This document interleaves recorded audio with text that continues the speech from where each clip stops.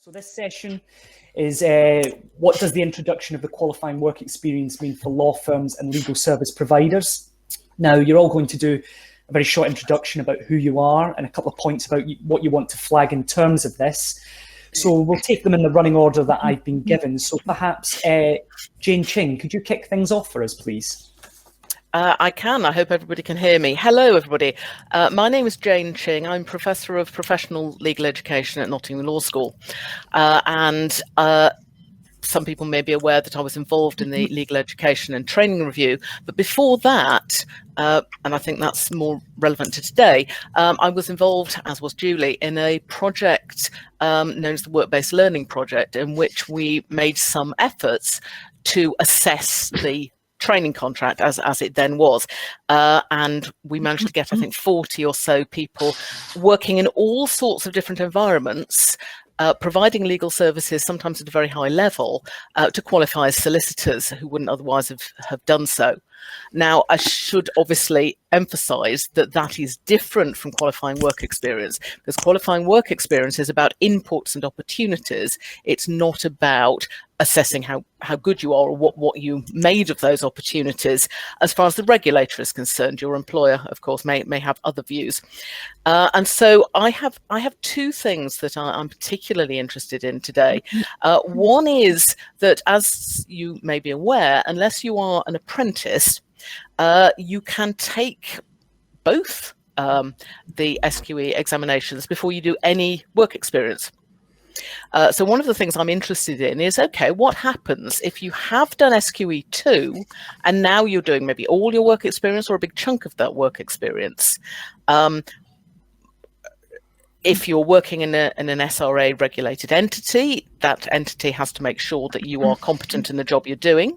You still have to be providing legal services. You still have to have opportunities to develop the competences. But the SRA has already signed you off on them. So are you going to maintain competence? Are you going to get better at certain things? Are some things going to be things that perhaps deteriorate? Are you going to use it as an opportunity to specialize in things like, I don't know, intellectual property or trial advocacy that aren't in the SQE? But remembering that at the point when all of that qualifying work experience is finished, then the competence statement kicks in, your personal obligation as a solicitor to maintain competence and engage in CPD by reference to the competence statement comes back in again. So that's one of the things I'm interested in. The other comes from our experience with work-based learning. We had a number of candidates who were working in-house in all sorts of different organisations, some in the public sector, some in the private sector, and not all of them had a solicitor on the premises. They might have a legal exec, they might have a barrister, they might have human resources people or accountants supervising them. And what they suggested, and this came from the candidates themselves, is that they might use a solicitor external to their organisation to do the mentoring and the elements of sign-off. And our experience is that actually those relationships worked really well. They were existing relationships between an in-house organisation and an external solicitor. There was already a symbiosis there. Both sides got something out of it. So one of the things, and my colleague Jane Jarman is going to talk about in-house, I think, in a moment, but one of the things I would invite people to consider is if you are an in-house provider of legal services in some direction, don't assume that you can't offer qualifying work experience simply because there isn't a solicitor on the premises. If you are a law firm that has some of these kind of organisations as clients, one of the things you might want to think about is whether signing off, whether it's a service you provide to such clients or whether it's a case-by-case basis, whether monitoring and supervising and signing off people working in your client might be an option for you. And I forgot to turn my timer on, so I have no idea what I've gone on over my time, but I'll shut up now. You're spot on in terms of your timings, Jane. I'd like to hand over now to Andrew. Thanks, Tom, and good afternoon, everyone. Nice to be here. So my name's Andrew Francis. I'm head of Manchester Law School and also Deputy Faculty Pro-Vice Chancellor in the Faculty of Business and Law at Manchester Metropolitan University. My background in terms of research is pretty wide-ranging across the regulation and organisation of the legal profession and legal services. I've looked in particular at issues around access to the profession, with some particular attention paid to issues around the role that work experience can play in that. Most recently, have published research with my colleague Lydia Bleasdale looking at the experiences of younger lawyers, paralegals and trainees at a range of different law firms and other employers across a variety of sectors. And I think some of their experiences and some of the challenges that they have faced in negotiating the expectations, both explicit and implicit, from employers is, I think, very pertinent to this discussion around QWE. The particular aspects that I'm interested in that I think flow from that are really around some of the points that Jane has already alluded to, around the relationship between the formal regulatory requirements of QWE and the organisational need of particular employers, and whether we see expectation gaps in some instances between what employers want out of QWE and what candidates might want in order to take advantage of some of the flexibility that is there within the framework. And I think flowing on from that, really just to pick up on some of the themes emerging from the research about that absolute need for clarity of expectations for everybody within this new environment. I'll leave it there and keep us ticking over. Thanks very much, Andrew. And now Jane Jarman. Hello, my name is Jane Jarman. I'm a Professor of Legal Practice at Nottingham Law School. I work a lot with my colleague Jane, who we just heard from. I think I've got three things to focus on today, and they, I suppose they really arise from my area of interest, really, which is as a former professional indemnity solicitor. I specialise really at looking at the way in which training and development and education actually links to compliance within a law firm setting. So I look at education and training from the point of view, a lot of the time, of the compliance officer for legal practice. How do I know that this framework is safe? How do I know that as a practicing lawyer I am ensuring competence within my organisation? How am I sure that the service I am providing to my clients using my people is a competent one? And that is a live issue in the context of qualifying work experience, because these people are working within the organisation. So there's a duality there. So I'm looking at the compliance element, but also the area that hasn't received quite so much attention, which is the flexibility that this accords the in-house legal department. And by in-house can mean anything from a large financial services organisation with many individuals doing lots of different types of work, whether it is regulatory and, let's say, like GDPR, or whether it's a relatively small organisation where perhaps there's a solicitor working with one or two others. There's a flexibility in relation to the qualifying work experience context, which will allow some of that really good work to count in a way in which perhaps it didn't in the past. So that's the first thing. The second thing is, a lot of the time we're looking at students coming into the profession. We need to think about dual qualification. We need to think about the people that are already there. In the terms of the pantomime, they're behind you. There are people within your organisation right now who could say, actually, SQE plus qualifying work experience, I could do that. And so it opens up that kind of route to qualification for a lot of people, opening up diversity in the profession. That happens a lot in an area that I've looked at in detail, which is the trademark profession, and that is the way a lot of those people qualify. They may actually start in large brand owners doing trademark portfolio management and become trademark attorneys. Some of those people might also have potentially LPC passes in the past. They may well decide to do SQE. So there's a potential for dual qualification. The final thing is liability. A lot of solicitors worry about sign off. Because we are all schooled in the diaries from the old Law Society finals days, many moons ago, which I think were on parchment.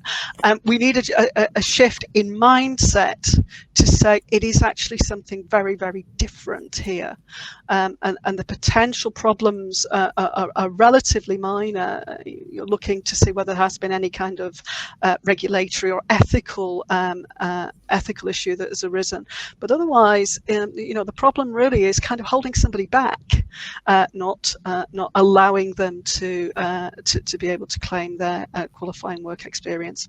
So I think I'm coming up just over 2 minutes. So that's me. I'm looking forward to the debate today, and thank you for the invitation. Thank you. Thanks very much for that, Jane. I'd now like to hand over to Julia Robinson. Thanks, Tom.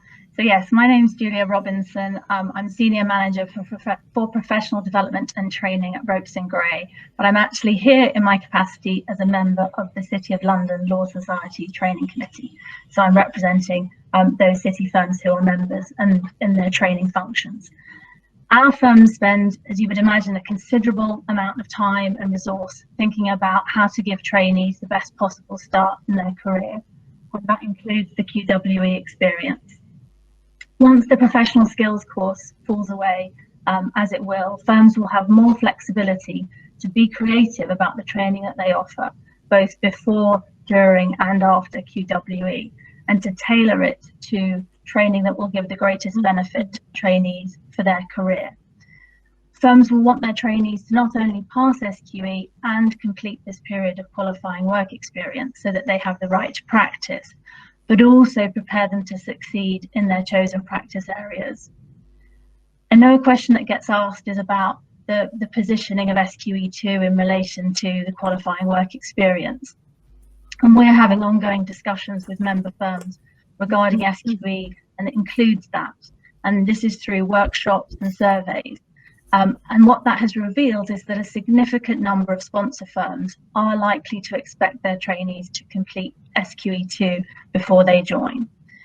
There are a number of reasons for this, including the belief that the trainees will join them with advanced skills, wanting to avoid the stress for trainees of sitting the assessments whilst doing their training contract.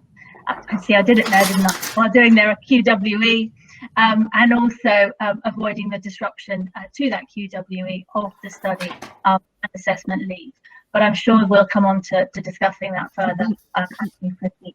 So over to you, Tom. Thank you very much for that, Julia. I'd now like to hand over to Alex Smith. Hi there, Tom. Hi, everyone.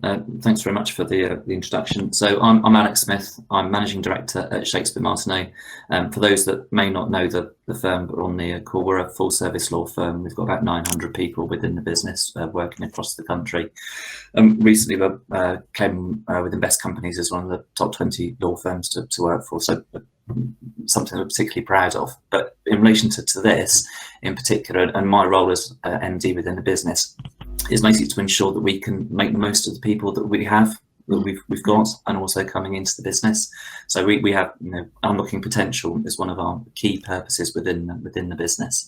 So having the introduction of QWE, is going to give us the opportunity, it's given us the opportunity now and going forward to look at the training that we have. Just going back to Julia's point on us being creative as how we do that. So there's a variety of different things that we're thinking about and looking at, which is why I'm really keen on the discussion that we've had today. So we're looking about the areas of specialisation, which we will use for the purposes of QWE. That will be driven by business need, but that stands to reason for any professional services firm. We can look at how long people are going to spend in each area. how does this compare to what might otherwise be traditional 6-month rotations, less, etc. Aligned to that, we've got thoughts around what, in terms of business need. Again, we can bring people through, we can sponsor people both through the SQE and then in the business for the QWE elements of it. But as a result of business need, we might want and need to bring in people during the course of other QWE that they have been doing. So it's bringing people in a bit later down the line who we may not have necessarily sponsored, where they've been elsewhere. We want to ensure ultimately for our people that when they are practicing, that they are all on the same technical level playing field. So that's for people that we would sort of bring in within the business, but also become points on qualification where we'll bring lateral hires. So again, we just need to ensure as best we possibly can that we are bringing in the right people for our business that we need, again, generated by business needs. So I suppose my thoughts and concerns be replicated by a number of other law firms across the piece. So that's where I'm my thoughts and our thoughts are at. So I'm very much looking forward to this discussion. Thanks very much for that, Alex. And finally, Julie. Yes, thanks very much, Tom. So I just wanted to pick up on a couple of things people have said and some practical pointers. I wanted to start by making the very basic and fundamental point that has run through a number of speakers' comments, that QWE is not an assessment of competence, so it is developmental.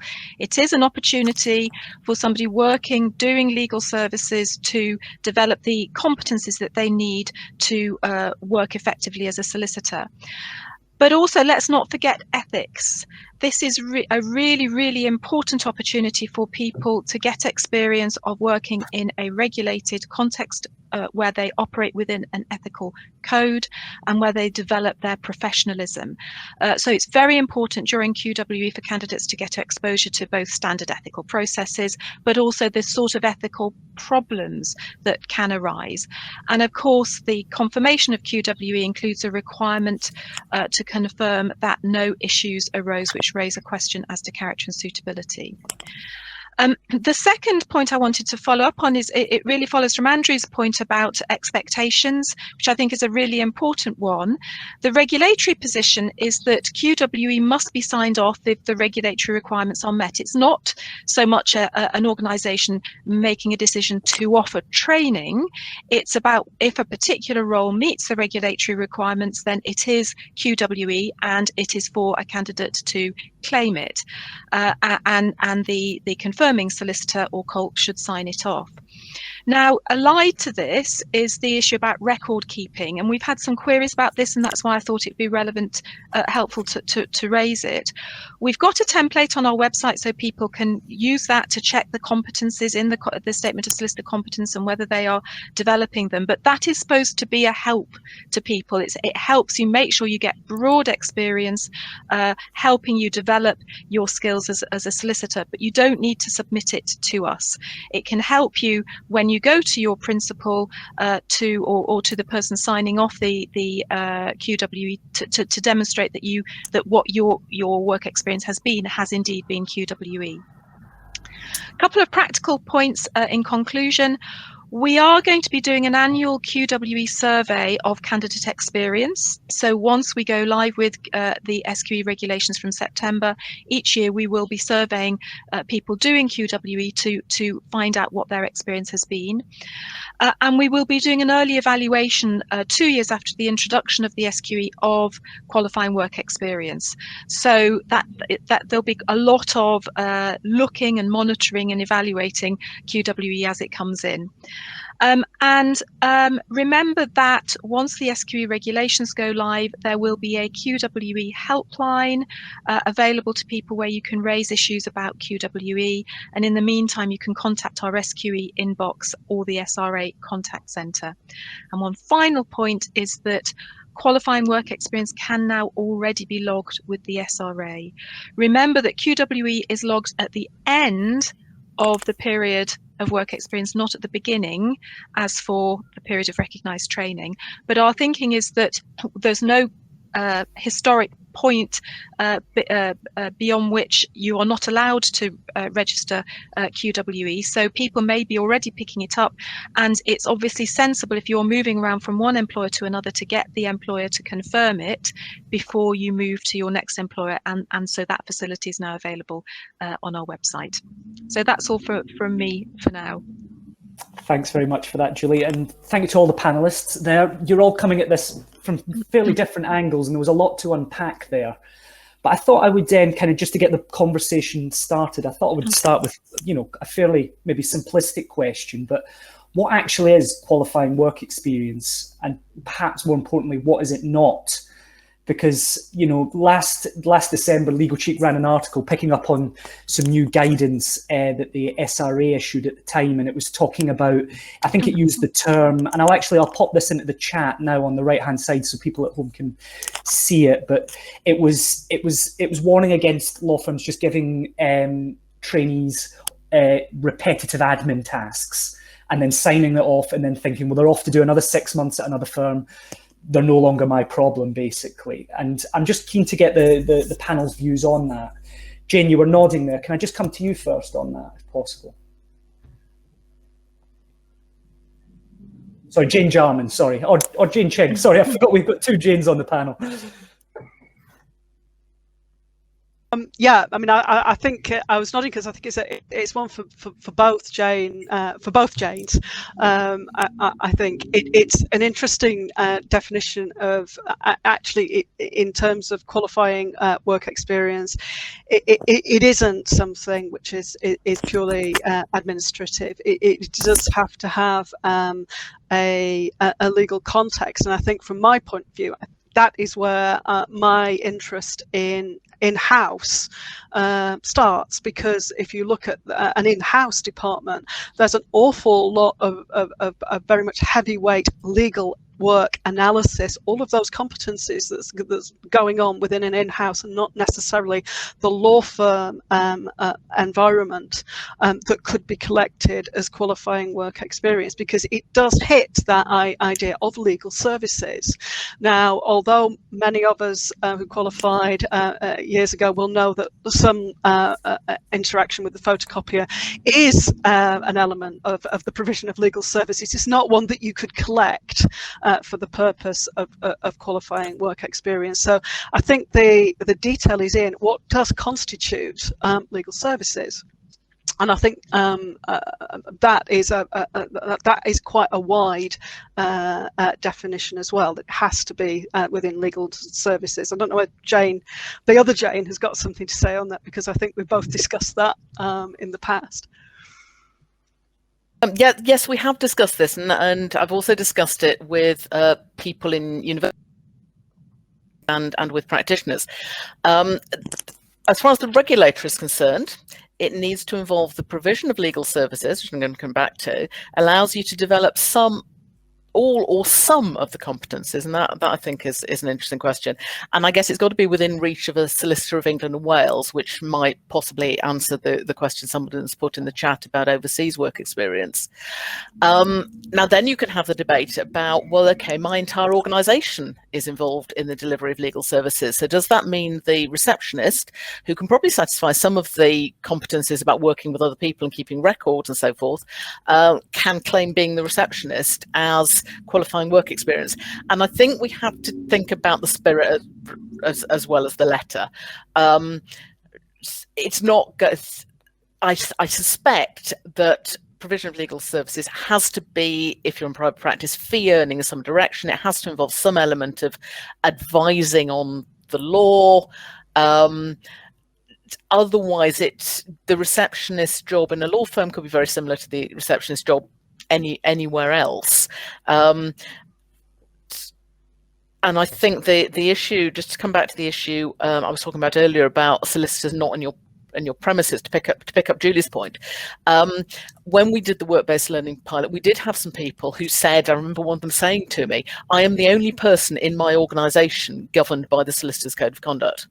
So that connection with the solicitor for socialisation, for understanding the rules of solicitors' conduct, different from the rules of barristers' conduct or accountants' conduct or anybody else's, I think is very critical. So there are going to be some challenges around the edges, and might there be some people who try it on? I suspect there might be, and that's unfortunate. Part of my perspective on some of this is that I managed to do my training contract within 3 different organisations, and it never did me any harm. But yeah, I think there are going to be some challenges around the edges.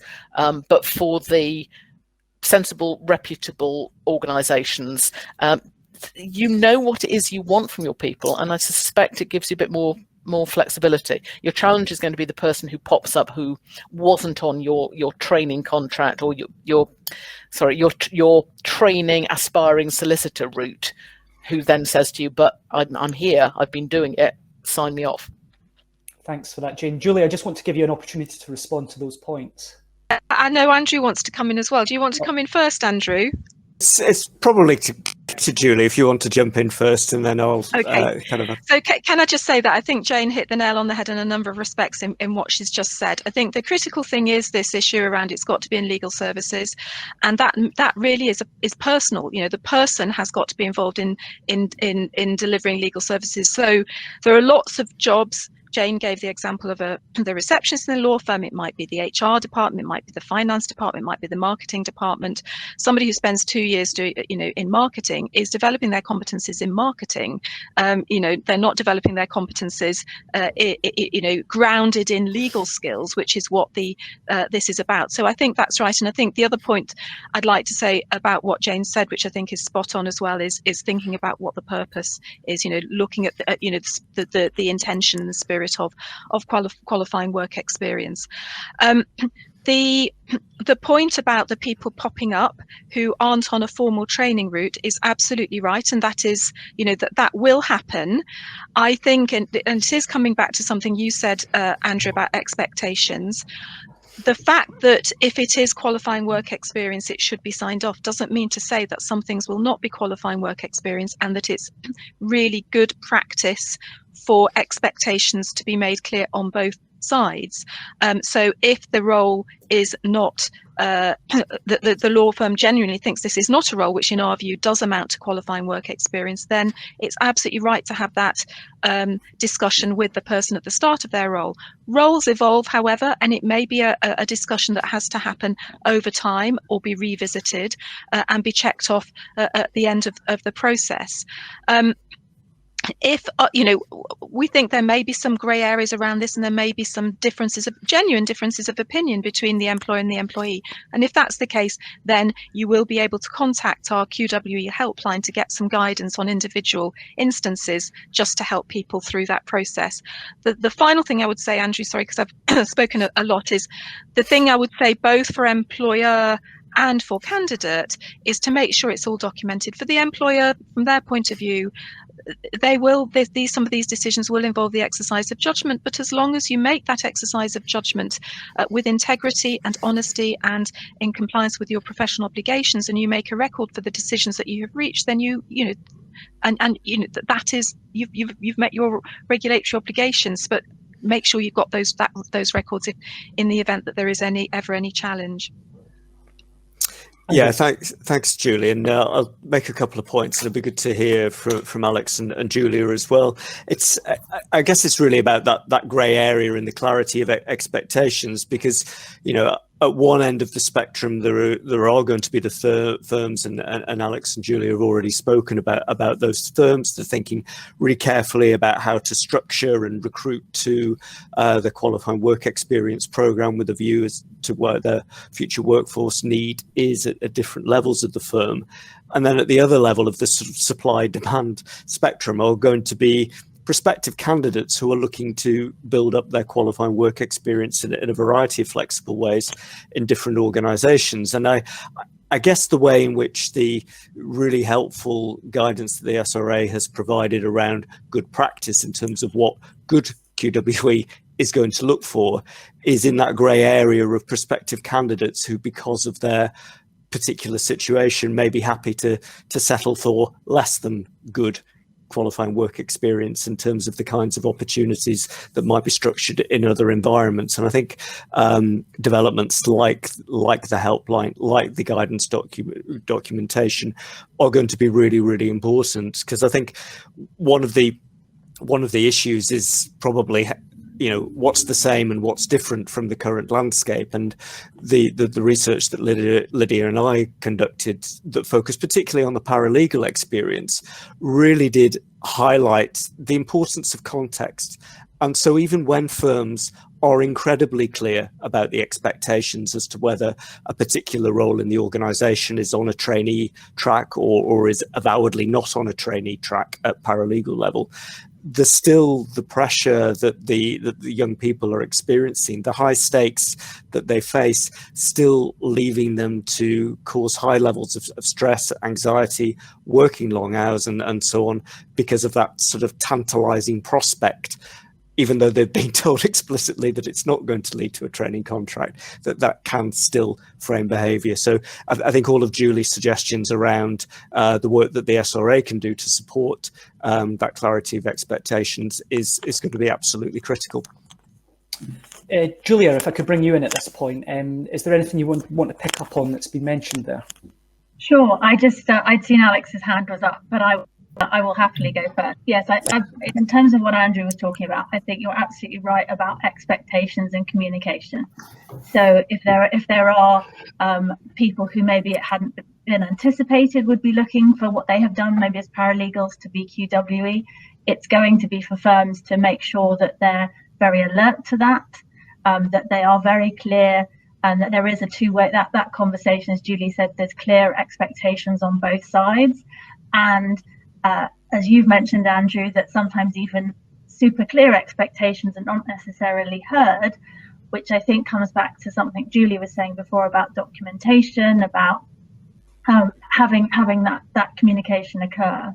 On the sort of other side, a scenario where, so for the majority of city firms, I think you're going to be seeing your city trainees coming in to complete their 2 years of QWE with one firm. Certainly firms planning on that basis, and there are obviously benefits for the trainees of that 2 years with the same firm, building relationships, getting experience if it's on a rotation with different departments. But there will also, of course, in the battle for the best talent, occasionally be individuals where they need their situation and their built up QWE will need to be considered on a case-by-case basis. So I think both in terms of recognising it amongst, say, people that are working for the firm not on that trainee track, or people who are looking to join the firm having built up some QWE, clear expectations and communication will be key, and we'll learn as we go through. But Alex, do you have anything to add to that? No, I agree with pretty much everything everybody said. I was just thinking from a practical point of view, sitting as I do, then it's go back to, I think it's Jane Ching's point in relation to the fee earning side of things. It will be, you know, from my perspective, we'll be looking at what the fee earning activities have been, both in terms of what we have within our own organisation, and then going back to those that we may then bring in. It's ensuring that in terms of the quality of the work that the people who do come in and are here is sufficient to meet the technical expertise that we're looking for people to have in practice. You know, that's ultimately where we need to ensure that what people are doing is setting themselves up to be able to be practicing solicitors of the future. So it's with that knowledge, and that could be paralegaling tasks, it can be, you know, traditional training contract tasks, but I think part of it, people to run, it is a fee earning element that will be the one that will be more significant in my view. Thanks, Alex. Julie, did you have your hand raised there? I did. So I hope it's all right to just go like this. It's absolutely. Not. Anyway, I just wanted to pick up. I thought that was an excellent point that Alex made there. I just really wanted to reinforce that, which is that it's easy often to sort of worry about, you know, where things go wrong. But in most cases, the employer has every interest in wanting to give people good quality work, to bring them on, to develop them, to get the talent that they need, not just there and then, but actually nurture it for the future and for the future roles that that they have. So, you know, in most cases, this should be going in the same, all the pressures, if you like, should be going in the same direction. You know, getting good quality work experience, getting the right training and skills into the organisation. That should just really go sort of hand in hand. Thanks very much for that, Julie. Oh, yes, Jane. Possibly a question for Julie, but it's something I've seen somebody put in the chat, being concerned about whether you can do it part-time.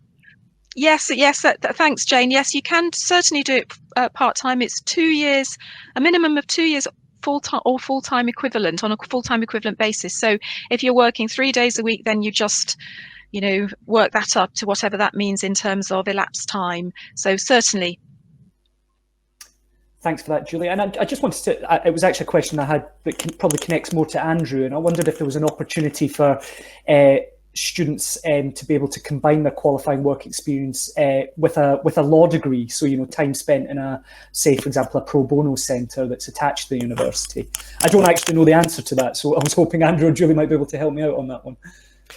I think the issue sort of connects to the points that have already been made about the level of exposure to the type of work, the type of activity that's capable of being recognised as qualifying work experience. I don't think we're necessarily looking at a cliff edge in terms of students' experiences in legal education, in terms of not having any workplace exposure or straight into the qualifying work experience framework that Alex is talking about, in terms of that level of exposure to fee earning and skills. So I think what you again likely to see is a sort of variety of exposures to different experiences that will scaffold students' engagement with that work-based skills development in the same way that we scaffold other types of learning as students come through. Fundamentally, the key question is the one that Julie and others have outlined in terms of the nature of the work and the level of exposure that students will have. Clearly, if somebody has a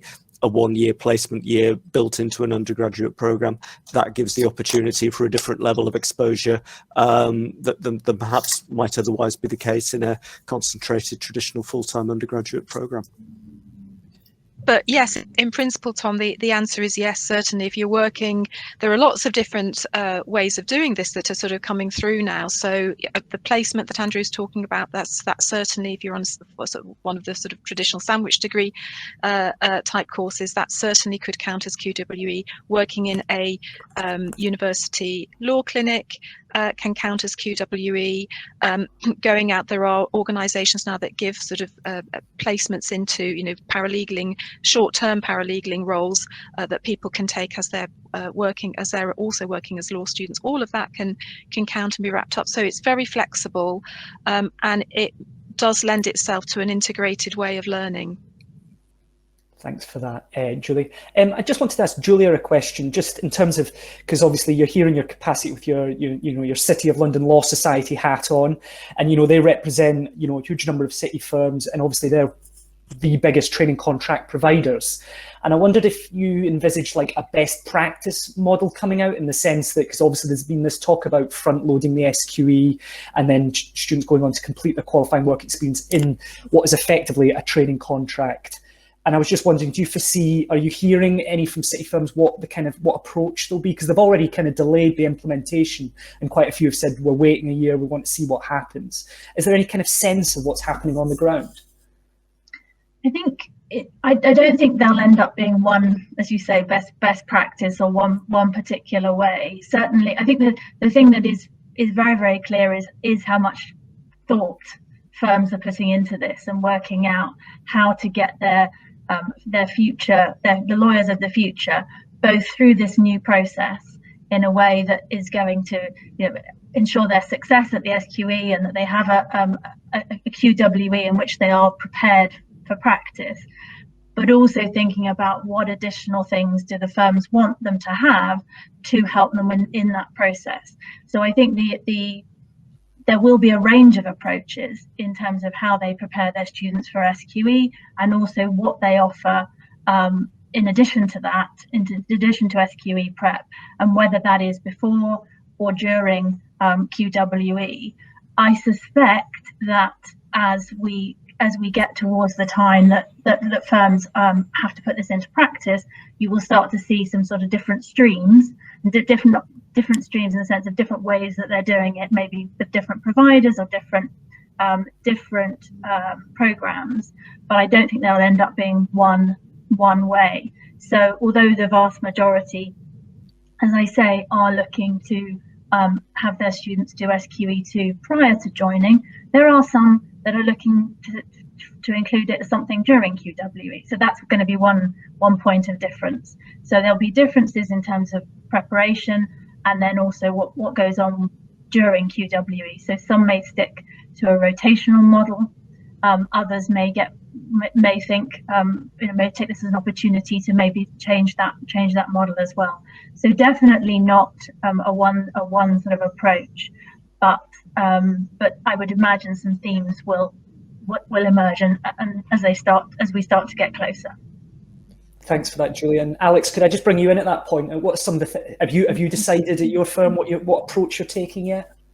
Well, we're looking at lots of different things, I suppose, to be perfectly honest, Tom. I mean, bearing in mind it's going to be, I suppose a different conversation we have in a few years' time. And the main ones I think I highlighted at the outset, really, it's, in terms of opportunities for seat duration, or how we term it in that regard, we do operate a traditional 4-seat model, but we do have shared seats or shared opportunities as well across different teams. As the firm gets bigger and other professional services firms themselves evolve, there will just be more opportunities for people to do different things or work in different areas or specialisations which they haven't yet had the opportunity to do. So the main things around us, as I said at the outset, is just ensuring that whatever we do, people are set up to be able to to work in the future. So the key things for us, I think, really are length of seats or durations, how many opportunities they'll have over the course of that sort of 2-year period. But part of it will be an evolution and will change on an annual basis, probably because it will be ultimately driven by business need. Because where we are, bringing people into the business, we would very much like to ensure that those that we bring in have positions at the end of it. Because we're investing a lot of time, effort, and as a financial commitment, obviously. So we want to make sure that we're making the most of our opportunities and them too. So it's making sure at the end of the day on all of this, because I appreciate what we've talked about on the QWE side of things, that people can come in at different times and also can present themselves and say, well, I've got this experience, so therefore, sign me off, please. I can now start practicing. But we've got to be cognizant of the fact that, there's got to be, we would like there to be positions for people at the end of it, just so that no one's under any, I suppose, false aspirations in that regard. So there are an awful lot of things for us to be thinking about, but fortunately we have got a little bit of time to be able to do that still. So ongoing process, Tom. And if I can hop in, Tom, very briefly, I just want to again reinforce the point that I think it was Jane Jarman who made about the in-house opportunities, which I think are in-house has not traditionally been a place for people to get many training contracts, and we think that there are greater opportunities for qualifying work experience to be gained that way. The other thing is, a lot of law firms have not, separate law firms have not offered training contracts either, perhaps sometimes because the commitment to offer 2 years, to commit to 2 years, has been too much. And again, because we're clear it can be up to 4 different settings for QWE, we hope that may also provide some extra opportunities in the market, that people can, a law firm may be able to commit to 6 months or 12 months work when they weren't able to commit to a full 2 years. Thanks for that, Julie. I can't believe the time, it's flown by, but we've still got time for a couple more questions. But in the news this week, and it was reported on Legal Cheek, the Law Society issued its own guidance on the supervision of trainees. And this is kind of in response to the rise in, what will probably be long-term kind of flexible working models. Many of the big city firms have said, do you know what, lawyers, you only need to be in the office 50% of the time. And I'm curious just to get the panel's views on whether this kind of qualifying work experience approach lends itself to a more flexible model of working, or could this create further problems, as both Janes have raised, in terms of supervision and sign-off? Maybe Jane Ching or Jane Jarman, do you want to come in on that?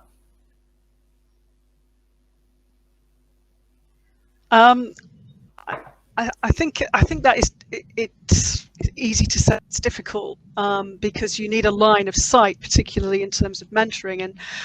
And Julie's talked about qualifying work experience to be almost not exclusively, but certainly a lot of qualifying work experience, I think, is the socialisation of the lawyer on an ethical basis. And there are regulatory and compliance issues which are obviously going to be in play, but it's something that we have to grapple with, that there is a different way of working, and the level of supervision and how you work is going to have to be more nuanced. It's if you have supervision by walking around, which is what it used to be, it will have an effect on gearing, the way in which law firms are geared, the way in which people are working teams. So it could actually be quite helpful. So the fact is, if you log into something like this and you see your supervisor, you see that they are a human being, and they have they have a home life, and that might actually break down some barriers in terms of supervision, and make some of those relationships a little bit more cohesive and less hierarchical. So that's perhaps something that we could look at. We could look at it in terms of a positive potentially on supervision. Thanks, Jane. Andrew, can I bring you in quickly there? Yeah, just very quickly. I think this is eminently doable, and when we think about the shifts that we've made, one of the other elements coming through the Millennial Lawyers study was at that time the younger lawyers were putting significant pressure on their employers for more flexible working, for a different kind of conception of work-life balance. HR directors and partners were pushing back at that point, precisely because of supervisory concerns. And over the course of obviously the last 12 months or so, there has been an acceptance that a significant number of those concerns have been addressed through technology. That said, I think the socialization points are the key things, and it's certainly, I think, a challenge for the profession, not just at training stages, but throughout, really. How do you create those opportunities for more collaborative ways of working and supporting and building a culture that supports colleagues at all levels? But it's certainly doable. Alex. Yeah, just very quickly. I mean, Andrew's quite right. We've spent the last 12, 14 months, supervising all of our trainees, remotely, aside from where we had the opportunity to meet up in certain circumstances.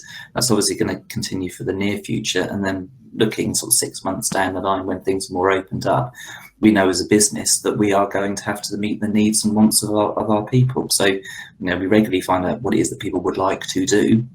And a significant number of people would like to continue in the same vein. So we have to ensure that we adapt to meet the needs of not just the business, but what our people want, because we want to be able to attract the best talent, as do all of the other businesses. So we have to find ways to make that work. And so far it's been very receptive and worked very well. We just need to make sure that we can continue that. Julia. A couple of additional points from me. I think is the socialization point you mentioned. It's communication. So supervisors and their trainees having a good way of communicating about how they're going to work together, whether they're in the office or whether they are remote. But also what we've been talking about is that this period of QWE is the beginning of the legal career, and where these junior lawyers are learning the profession. And if they're joining a profession where there is flexible working, then actually learning how to work with others and communicate is part of that learning. So it would be odd if the period of this 2 year was very different in that respect to what they would then go on to do in the rest of their career. So it's about everybody adapting their practices and really focusing on good communication. And I think that is how we make sure that the supervision remains at a high level during this period, even if you move to more flexible arrangements. Thanks very much, Julia. With a minute to go, I think we'll turn our attention to the poll. So if you're watching at home or in the office, wherever you might be, if you look on the right-hand side, you'll see the polls button next to the chat button. And the question that we're asking for this session this afternoon is, which statement do you think will prove most accurate? You've got 4 options there. QWE will be a tick box exercise. QWE will be a chaotic free-for-all. QWE will empower students to qualify as solicitors on their own terms, and QWE will go relatively unnoticed. Everybody will still refer to it as a training contract. Now, you've got to vote to see the percentages, so I'll just give all the panelists and those tuned in to vote. I don't want to skew it by revealing which one is leading so far, but there's a couple that are neck and neck. We've had quite a few votes. Okay, so it's still quite neck and neck, just in the lead. Oh no, it's switched. Just as I say it, it's switched. So in the lead at the minute is with 47 votes. Is qualifying work experience will go relatively unnoticed. Everybody will still refer to it as a training contract, but it's worth being said that that's very closely followed by QWE will empower students to qualify as solicitors on their own terms. Now, probably final word to you, Julie, on that point. I'm sure, like with 47 votes in second place, you're pretty pleased that it'll be, people think that it will empower students. I think actually the new arrangements for QWE will change the market a lot. In fact, I think I'll talk about it at the end of the afternoon, Tom, because I think we're all aware of the training contract bottleneck, and that people have got stuck in the system for the wrong reasons. And I do think that QWE has the potential to unlock that.